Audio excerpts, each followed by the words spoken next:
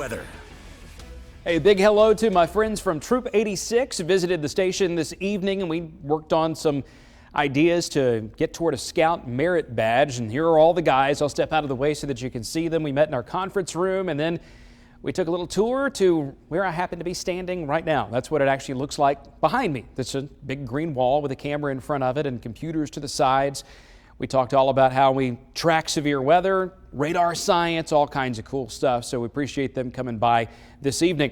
This was the view outside earlier today, and what a beautiful afternoon it was out at Lunker Lake at Oak Mountain State Park. Sunset this afternoon was at 6:04. By the 27th, it's down to 6 o'clock, and you can say goodbye to those long afternoons because November 5th, which is not too far in the distance, the sun sets at 4:51 p.m. On radar right now, there's nothing really showing up here in Alabama, but there are at least some green echoes in Mississippi and Arkansas. And usually when we start seeing it get that close, you get a little hope that, well, the rain's finally coming. But this is all aimed northwest of us. You can see it in the motion of the clouds there. See, everything's lifting north out over Texas, and they've had some pretty rough storms down south of Dallas this evening. This is tracking up toward the north and northeast into Oklahoma, Arkansas, Missouri. We've got a big, strong ridge that's just going to block the jet stream away from us for the next several days. In fact, the entire week. And the stronger the ridge gets, the more it squeezes down on the atmosphere, drying us out, keeping the temperature high. In fact, this weekend, we could come close to record warmth before the jet stream finally begins to break through and send a cold front south. So remember all that moisture that was headed toward the northeast?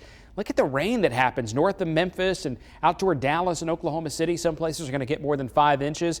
We may get a fraction of an inch around here with a cold front that moves in on or around Halloween, around the 31st. It's warm and dry leading up to that. If you've got plans this weekend, Magic City Classic, college football, high school football, fall festivals, weather looks great. Normal high would be in the 70s. We're going to be closer to 80 degrees this weekend. And then as that front moves through on Halloween, depending on what time it gets here, boy, we could have a real change from one end to the other. 40s to the north, 80s to the south. Now that's one particular model run. It's going to change a little bit with the details, but I think the idea is good that we've got a strong front with true Arctic air headed in next week, and it is going to make an impact on Halloween with the temperature. Not certain that we get much rain with it, though. I think it's so cool you had visitors today. They were awesome. Yeah. We had a great time. I remember when I was young, visiting a TV station. It was always my